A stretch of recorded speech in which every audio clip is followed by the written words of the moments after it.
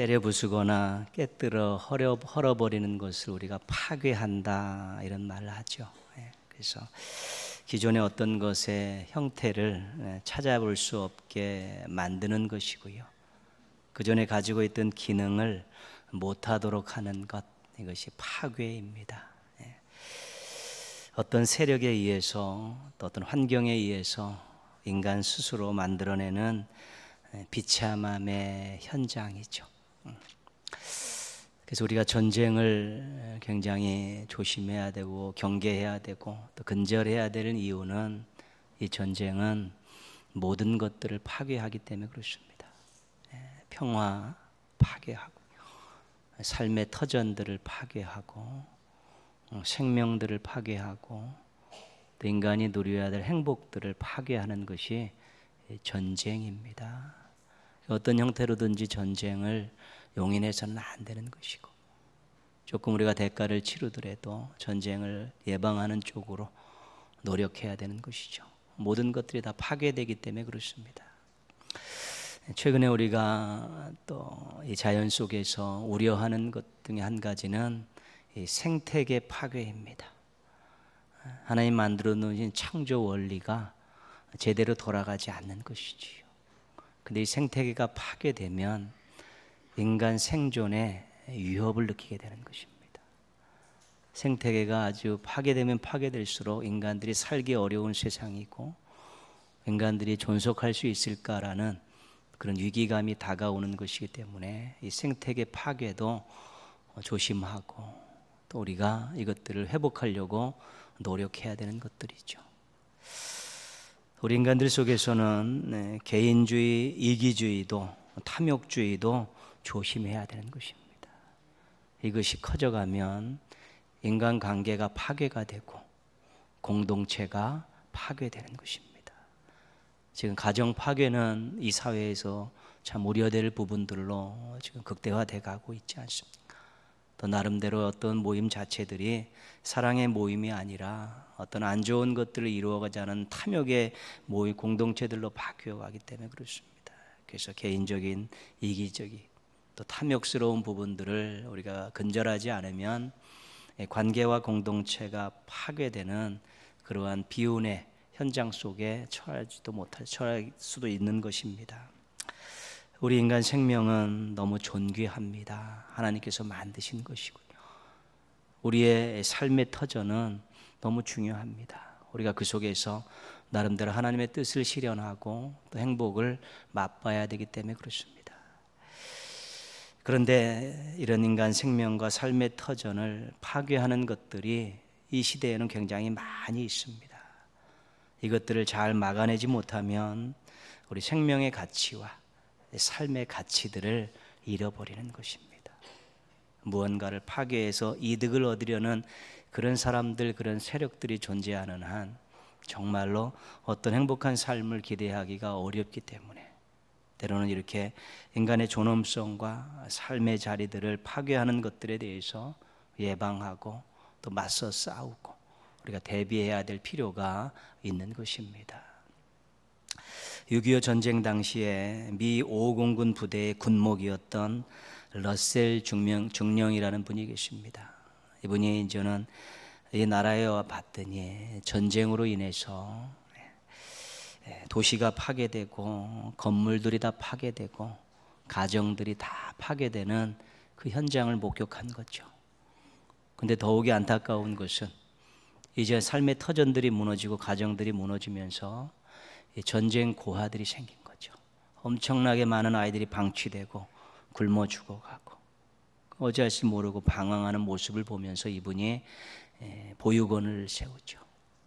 그래서 보육원을 세워서 아이들을 전쟁 고아들을 계속 모아다가 자기가 모든 것들을 생필품을 조달하다가 아이들을 먹이면서 이 전쟁터 이 파괴의 현장에서 생명들을 지키기 위해서 노력을 합니다. 그렇게 해서 이 보육원에 모여든 아이들이 한 1000여 명이 모여들었습니다. 엄청나죠. 이분이 그 모든 수고를 해가면서 이 아이들을 먹이고 보호했습니다. 근데 중공군이 개입하면서 이제 후퇴를 하게 됐죠.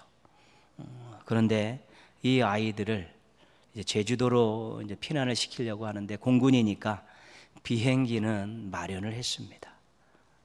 그런데 보육원에서 공항까지 갈 이 수단이 막막한 것입니다.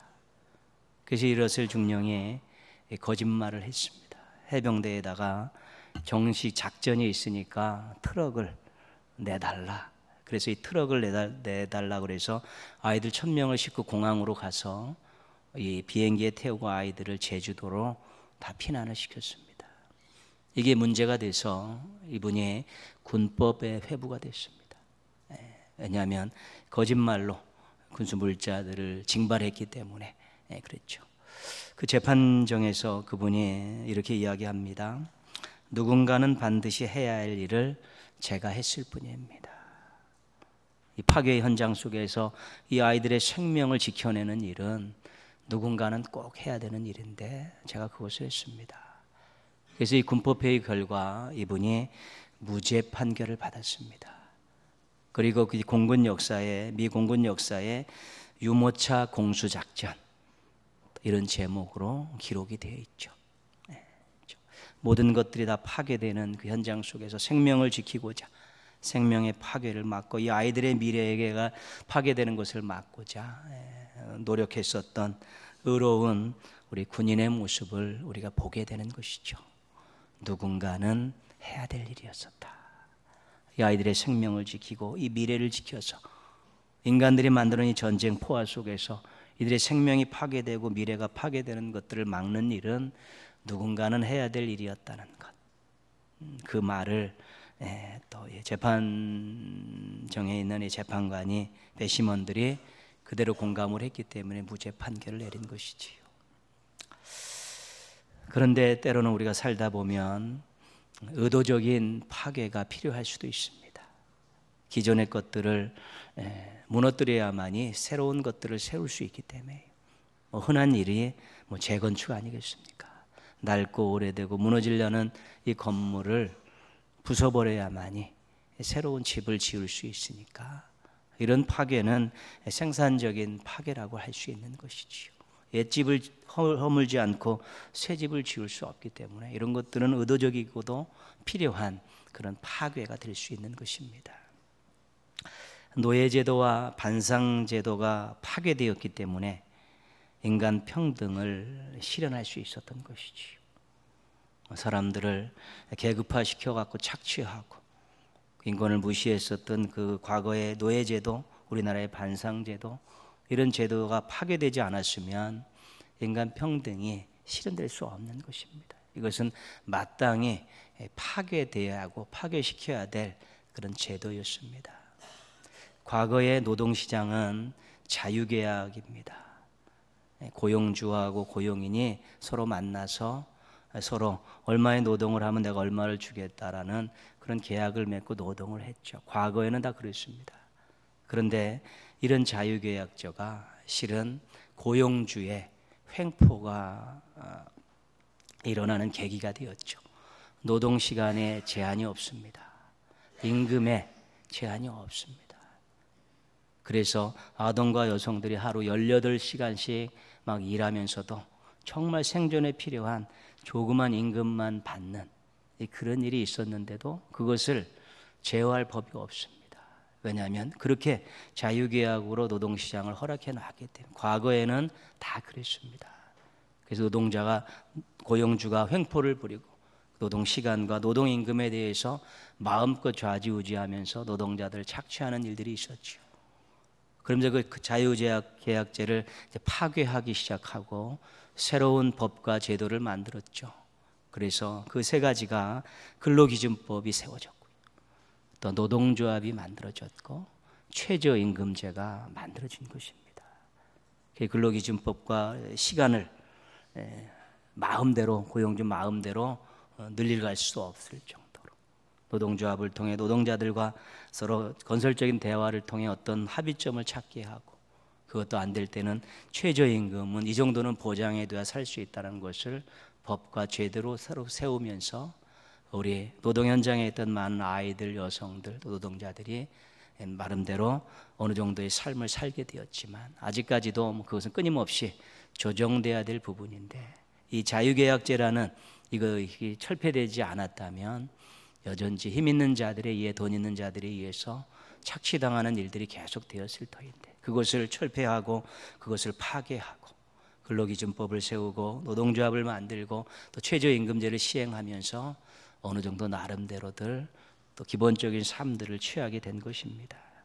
생명을 경시하고 차별을 조장하고 생존을 위협하는 법과 제도들은 파괴되어야 됩니다. 철폐되어야 되는 것입니다. 어떤 일종의 그런 법들의 테두리 안에서 다 힘들게 하고 생존의 위협을 받는 그런 일들이 생겨나서는 안 되기 때문에 이것은 의도적이라도 또 우리가 또 나름대로 철폐하고 또 파괴하는 일들을 해야 되는 그런 일들입니다. 우리 속에서도, 우리의 사고방식과 우리의 속성 속에서도 파괴되어야 될 것들이 많이 있습니다. 그 중에 한 가지가 탐욕주의입니다. 이 탐욕주의를 우리가 털어내지 못하고 부서뜨리지 못하면 정말 다른 사람의 눈물을 가지고 자신의 행복을 맛보는 일들을 하는 일들이 계속되기 때문에 그렇습니다. 우리가 가수 가운데 현숙이라는 분이 있습니다. 우리 효녀 가수다 그렇게 부르고 있는데요. 이분이 2004년도 고향인 전북 김제로부터 시작해서 2019년 산청 군청에 이르기까지 이분이 17대의 이동용 목욕 차량을 기증을 했습니다. 매년 한 대씩 고향인 김제에다 2004년에 한 대를 기증하면서 어려운데 낙후된데 군청을 찾아다니면서 목욕차 한 대씩을 기증을 했죠. 작년에 이제 2대를 했고 올해 이제 경남 산청군에다가 한 대를 기증하면서 17개 됐습니다. 엄마 아버지 생각하면 이렇게 해야 됩니다. 내가 해드리지 못했는데 정말 낙후된 곳에서 목욕 제대로 못하는 불편하신 우리 어머니 아버님들 목욕하시고 잠시나마 시원함을 느끼고 행복함을 느꼈으면 좋겠습니다. 그러면서 매년 기증하죠. 이 이동용 목욕 차량이 한 대가 한 4,500만 원 정도 되는 차량이죠. 그래서 자기 안에 누군가에 나만 잘 먹고 잘 살면 된다라고 더 못 가져서 안달난다는 이 탐욕주의를 부숴버리지 못하면 나누고자 하고 섬기고자 하는 이 귀한 마음들을 세울 수가 없는 것입니다. 한 마음 속에 두 마음 세울 수 없습니다. 우리들 스스로들도 정말 채우려는 마음, 가지려는 마음, 만족함이 없는 그런 욕심 있는 마음들을 우리가 부숴버려야만이 버리려는 마음, 나누려는 마음, 또 자족하는 마음들이 생겨나서 우리가 더불어 살아갈 수 있게 되는 것이죠. 작은 것이라도 나눌 수 있는 마음은 행복한 마음입니다.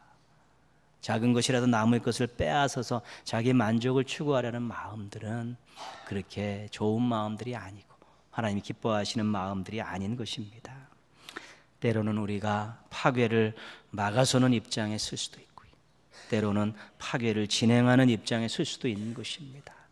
사안에 따라서 파괴를 막아서는 자에 서고 때로는 파괴를 하는 쪽에 서지만 정말로 우리가 그러한 인생을 살아가게 될 때 더불어 함께 행복을 누리는 아름다운 세상을 만들어갈 수 있는 것입니다. 혼자서 잘 먹고 잘 사는 것은 그리 좋은 일들은 아닙니다. 더불어서 함께 행복하고 함께 어우러져 살아가는 그런 아름다운 세상이 하나님 나라의 아주 중요한 부분이라는 것들 기억할 수 있어야 되는 것입니다. 파괴를 막아서는 자로 또 파괴를 실행하는 자로서 여러분이 적절하게 지혜롭게 인생들을 잘 경영하셔서 주변에 있는 사람들과 더불어서 행복하고 아름다운 세상을 만들어가는 멋쟁이 인생들 되시기를 주님의 이름으로 부탁드리겠습니다. 히스기야는 남왕국 유다의 13번째 왕입니다. 25살의 왕이 돼서 29년간 왕을 했던 그런 인물입니다. 히스기야에 대해서 오늘 3절은 이렇게 평가합니다. 오늘 3절 말씀이 히스기야에 대한 평가죠. 같이 한번 읽겠습니다.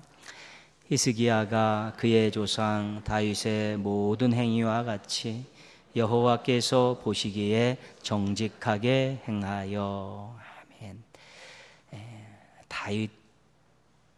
다윗과 같다 이 말은 남왕국에 있어서는 최고의 찬사입니다. 다윗의 길로 갔다. 그러면 하나님께서 인정하시는 왕이다, 그런 뜻입니다. 다윗이 왕의 모델입니다. 하나님이 인정하시는 왕의 모델이기 때문에 다윗의 길로 갔다 그러면 최고의 찬사이죠. 다윗과 같이 하나님께 인정받았다는 왕이란 뜻입니다. 남왕국 20명의 왕 중에 다윗과 같은 길로 걸어갔던 왕이 4명 정도가 있습니다. 아사, 여호사밧, 히스기야, 요시야. 이 4명이 다윗의 길로 걸어갔던 그런 왕들인데, 이분들의 공통점이 있습니다. 공통점은 뭐냐면 개혁을 했다는 것입니다. 개혁. 이제 왕이 돼서 보니까 이 나라에 정말 하나님 기뻐하시지 않는 일들이 너무 많은 것입니다. 그래서 개혁을 단행해서 그들이 정말 다윗이 걸어갔던 그런 왕의 길을 걸어갔다라고 평가를 받게 되었다는 것이죠. 그 개혁의 내용이 어떤 것일까? 오늘 4절 말씀에 나와 있습니다. 4절 말씀, 어떤 일을 했는가? 같이 읽겠습니다. 그가 여러 산당들을 제거하며 주상을 깨뜨리며 아세라 목상을 찍으며 모세가 만들었던 놋뱀을 이스라엘 자손이 이때까지 향하여 분향함으로 그것을 부수고 느흐수단이라 일컬었더라. 아멘. 거기 동사들을 보시면요, 제거하며, 깨뜨리며, 찍으며, 부수며, 그랬죠. 다 무슨 말씀이냐면 파괴했다는 것입니다. 우상의 근거지인 이 산당을 파괴했고요, 그 안에 세워졌던 우상들을 전부 깨뜨려 버렸다는 것입니다. 그래서 우상의 근거지와 우상들을 파괴했다. 이것이 다윗의 길로 걸어갔던 아주 중요한 이유가 됐던 것입니다. 파괴 왕들이죠. 이 4명의 왕들, 히스기야를 포함한 이 4명의 남왕국 왕들은 파괴 왕들입니다. 하나님의 자리에 대신 앉으려고 했던 것들을 용납하지 않은 것입니다. 하나님께 올려드려야 될 영광을 받아야 자리에 앉아있는 것들을 용납하지 않은 것입니다. 그래서 싸그리 다 파괴해 버린 것이지요. 정말로 백성들이 그 우상을 섬기면서 거기에 빌고 그것을 의지하며 살아가는 그 꼴을 보면서 히스기야가 분노가 치솟는 것입니다. 저것들 섬겨봤자 아무것도 아닌데, 저것들 의지하고 살아봤자 아무것도 아닌데, 백성들이 엉뚱한 거 섬기고 있구나, 엉뚱한 거 의지하고 있구나. 그래서 그것들을 파괴해버린 것입니다. 왜냐하면 백성들을 멸망의 길로 인도하는 것이기 때문에 파괴한 것이고, 또 하나님께 돌려야 될 그런 영광과 또 그 모든 신앙 고백을 다 받는 것이기 때문에 하나님께서도 절대로 용납할 수 없는 것이기 때문에 하나님과 잽도 안 되는 것들이 하나님 행세를 하고 있기 때문에 전부 파괴해 버린 것입니다. 그것이 히스기야의 믿음이었던 것입니다. 우리가 근데 한 가지 오늘 4절 끝에 느흐수단이라는 하나 발견하게 되는데요, 이 느흐수단이라는 것은 놋조각이라는 뜻입니다. 민수기 21장에 보면 이스라엘 백성들이 광야 길을 걷다가 길이 너무 험하니까 하나님과 모세를 불평하고 원망했습니다. 그때 하나님께서 불뱀을 보내셔가지고 이 백성들, 불평하고 원망한 백성들을 물었죠. 그래서 난리가 났습니다. 그때 이스라엘 백성들이 회개하고 모세에게 살 길을 가르쳐 달라고 그렇게 요청을 했을 때 하나님께서 모세에게 놋뱀을 만들어서 장대에 달으라 그러셨죠. 그것을 바라보는 자들은 사는 것이죠. 회복되는 그런 일이 있었습니다. 그래서 그런 일들이 잘 마무리가 되었죠. 회개함을 통해 하나님이 진노를 거두시고 놋뱀을 통해서 치료의 역사를 행하셔서 일이 잘 마무리가 되었습니다. 그리고 나서 이스라엘 백성들이 가나안에 들어갔습니다.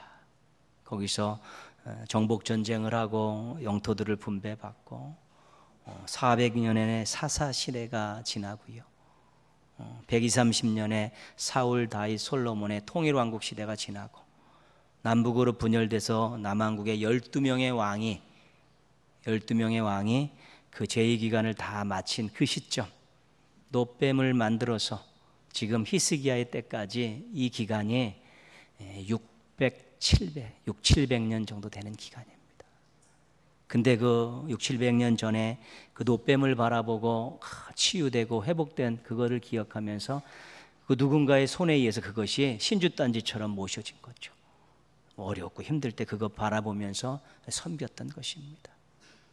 그게 역사와 전통을 자랑하는 우상입니다.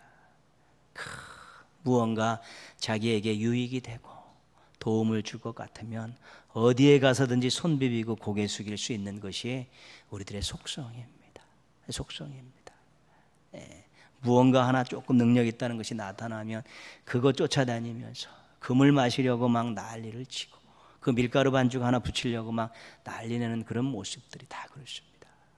무언가 나에게 도움이 될 것 같고 나에게 문제가 해결될 것 같으면 그 어떤 것이라도 쫓아가서 섬기고 의지하는 그러한 속성들이 이스라엘 백성들에게만 있는 것이 아니라 모든 사람들에게 다 있는 것입니다. 그것까지도 완전히 철퇴를 내려버리는 것이지요. 히스기야의 그런 고백입니다. 5절 말씀 보시면요, 히스기야가 이렇게 말하죠. 히스기야가 이스라엘 하나님 여호와를 의지하였는데 그의 전후 유다 여러 왕 중에 그러한 자가 없었으니, 모든 것들을 우상 던지를 파괴해버리고 이것은 의지할 대상이 못 된다는 것을 선언했습니다. 나는 하나님만 의지하겠다고 선언을 하면서 백성들을 올바른 길로 이끌었던, 파괴를 통해 또 새로운 의지신앙을 세우는 그러한 모습들을 통해 왕의 자리를 지켰고 직무를 다했던 히스기야 왕인 것입니다. 기억할 수 있어야 됩니다. 하나님의 능력이 얼마나 대단한 것인지를. 정말 하나님의 능력을 제한하지 마십시오. 하나님의 능력은 우리 인생 가운데에서 못하실 일이 없는 것이고 못 풀 문제가 없는 것입니다. 근데 그 하나님의 그 임함이 좀 늦어진다고 엉뚱한 것들 가서 의지하고 바라보고 거기에 손 비비고 이런 일 하지 말자는 것입니다. 시간이 더뎌 그렇지 우리 하나님께서 이 부분에 대한 해결을 완전하고 깔끔하게 해주실 수 있는 능력을 가지고 계신 분이라는 것을 잊지 않아야만이 엉뚱한 데 가서 고개 숙이지 않을 수 있는 것입니다. 잊지 말아야 됩니다. 하나님께서 오늘까지 우리에게 베푸셨던 은혜와 사랑이 얼마나 많았고 얼마나 대단했는가를, 이전까지도 그렇게 많은 은혜와 사랑을 베푸시며 인도하셨는데 지금 우리의 삶의 자리에 요즘에 일어나는 그 일들이 아직 해결되지 않는다고 그 사랑 다 잊어버리고 엉뚱한 데 가서 손 비비고 엉뚱한 데 가서 손 내미는 그런 일들 하지 말자는 것입니다. 히스기야가 완전히 우상을 파괴해버리고 하나님을만 의지하는 그 신앙을 백성들 앞에 보이면서 의지할 것을 의지하자는 것이죠. 섬길 것을 섬기자는 것입니다. 의지의 대상이 되지 못하는 것들은 다 파괴해버리고 정말 참으로 의지할 만한 유일한 대상이 하나님만 섬겨야만이 인생과 가정이, 미래가 아름다워질 수 있다는 것들을 백성들에게 가르쳐주는 것입니다. 백성들을 그렇게 이끌어가는 것입니다. 우상을 파괴하고 의지신앙을 건설했던 그 히스기야의 그런 신앙과 삶의 태도가 6절에 나와 있습니다. 같이 한번 읽겠습니다. 곧 그가 여호와께 연합하여 그에게서 떠나지 아니하고 여호와께서 모세에게 명령하신 계명을 지켰더라. 그렇죠? 다른 것을 의지할 때 여지가 있으면 의지하게 되는 것입니다. 근데 히스기야가 하나님을 의지하는 모습들은 하나님과 하나 되고 하나님께 떠나지 않았다는 것입니다. 우리가 이것을 그냥 세상 말로는 껌딱지 신앙이라고 하고요, 붙박이 신앙이라고 하는 것이죠. 하나님 한번 믿었으면 끝까지 가는 것입니다. 조금 하나님의 응답이 더디다고 조금 더 힘들다고 그새 못 참고 후루룩 가가지고 엉뚱한 데 손 내밀고 엉뚱한 데 절하고 엉뚱한 데 손 비비는 그런 것이 하나님을 의지하는 게 아니라는 것입니다. 의지하면 한번 붙었으면 껌딱지처럼 붙고 붙박이처럼 되어서 어떤 환경과 형편과 처지 속에서도 하나님의 능력과 베푸신 은혜를 신뢰하면서 기다릴 수 있는 것이지요. 오늘까지 인도해 주신 하나님께서, 나에게 은혜와 사랑을 베푸셨던 하나님께서 하시는 말씀은 나를 복되라고 나를 유익하라고 하시는 말씀이기에 제가 순종하겠습니다. 이것이 히스기야의 의지 신앙이었습니다. 껌딱지 신앙이고 붙박이 신앙이고 하나님 말씀 앞에 철저히 순종하는 그런 신앙이었던 것입니다. 하나님, 그 어떠한 어려움이 있어도 아직까지 일이 해결되지 않아도 하나님 떠나지 않겠습니다. 하나님 바라봄을 멈추지 않겠습니다.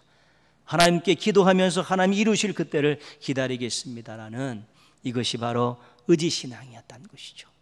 그러나 아직까지 섬기고 있는 그 다른 어떤 것들을 파괴하지 않고 부숴내지 않으면 그런 신앙을 유지할 수 없는 것입니다. 하나님을 의지하고 다른 것도 의지하고, 이때는 하나님 의지하고 저 때는 다른 것 의지하고, 이렇게 양다리하고 혼합주의적인 그런 신앙을 가지고 사는 것이죠. 유익되는데 뽀로로 쫓아가는 그런 가벼운 신앙의 모습을 가져서는 우리 하나님 앞에 온전한 모습을 보여드릴 수 없는 것입니다. 이런 붙박이 신앙을 가지고 있던 히스기야에게 하나님께서 어떻게 하셨는가? 우리 7절 말씀 중간까지만 읽겠습니다. 여호와께서 그와 함께 하심에 그가 어디로 가든지 형통하였더라. 아멘. 이 형통이라는 단어는 하나님이 함께 하신다는 것과 맞물려 있는 것입니다. 창세기 39장에 가면 우리가 요셉을 봅니다. 보디발의 집에 잡혀간 요셉, 하나님이 함께 하셨기에 요셉이 형통하였더라. 그렇게 되는 것이죠. 임마누엘과 형통은 같이 묶여서 가는 것이죠. 왜? 하나님이 함께 하셔야지만이 그의 인생이, 그의 삶이, 그의 가정이 하나님의 뜻대로 갈 수 있기 때문에 그런 것이죠. 히스기야가 하나님을 떠나지 아니하고 하나님만 의지하고 붙박이 신앙으로 그렇게 버티고 모든 우상들을 철저히 파괴하고 의지신앙을 새롭게 세웠을 때 하나님께서 그와 함께 하시면서 그의 인생이 형통한 인생이 되도록 인도해 주셨다는 것입니다. 하나님밖에 없다고 하는데 하나님이 어찌하시겠습니까? 하나님밖에 없다고 매달리는데 하나님 어찌하십니까? 그 다른 것에 갈 필요가 없고 의지도 없고 의사도 없다고 하는데 어떻게 하시겠습니까? 책임져 주셔야 되는 것 아니겠습니까? 그래서 이제 우리가 여름을 보내면서요, 나름대로 또 휴가도 있고 또 방학도 있고 여러분들 시간들 좀 내셔서요, 자신의 신앙을 보라. 정말 내가 하나님 앞에 껌딱지 신앙이고 붙박이 신앙인가? 아직까지 내 신앙의 구석구석에 하나님 말고 또 의지할 것들을 여전히 남겨두고 틈만 나면 그거 만지작거리고 있지는 않은가? 틈만 나면 그거 바라보고 있지는 않은가? 이익에 따라서 왔다리 갔다리 하는 그런 신앙의 가벼운 새털 같은 신앙은 아닌가 한번 돌아보시면서 자신의 신앙 안에서 착각하고 있는 것들, 잘못된 길로 걸어가고 있는 것들, 또 양다리 걸치고 있는 이런 것들, 하나님 위에 의지하고 있는 이런 것들이 있으면 철저히 찾아내서 완전히 파괴시키고 이제 하나님만 의지하고 살겠다라는 의지신앙을 그 위에 세워가게 될 때 임마누엘 하나님께서 형통의 복을 주셔서 우리의 만족함이 있고 보람이 있고 소망이 있는 그런 인생을 살아갈 수 있도록 도와주실 것입니다. 거기에 우리의 행복이 있지 않습니까? 하나님이 함께 하시고 하나님이 역사하시고 하나님의 손길이 머물러야만이 우리의 인생이 행복한 건 아니겠습니까? 다른 거 백날 의지해봤자 얼마 가지 못합니다. 다른 거 백날 의지해봤자 그것이 우리의 인생을 책임져 주지 못하는 것입니다. 잠시 잠깐의 단맛은 줄 수 있을지 몰라도 우리 인생의 건강을 책임져 줄 수는 없는 것입니다. 다시 한번 우리 아브라함이 정말로 우상 섬기던 그 삶을 다 내려놓고 철저하게 파괴하고 정말 하나님을 따르는 신앙으로 섰을 때 그가 믿음의 조상이라는 칭호를 얻게 됐고, 사도 바울이 율법을 따라다니는 신앙을 파괴하고 은혜를 쫓는 신앙을 다시 세웠을 때 그가 세계의 복음을 전할 수 있는 사도라는 엄청난 또한 칭호를 얻게 된 것입니다. 우리도 하나님을 의지하는 신앙 잘 갖추게 될 때 하나님을 기쁘시게 해드리고 또 주변의 많은 사람들에게 행복을 안겨줄 수 있는 멋진 인생을 살아갈 수 있게 되는 것입니다. 하나님을 향한 붙박이 신앙 잘 유지하시고 파괴될 것 철저히 파괴하셔서 임마누엘의 복과 형통의 복을 누리는 행복한 신앙인들 되시기를 주님의 이름으로 축원합니다. 아멘.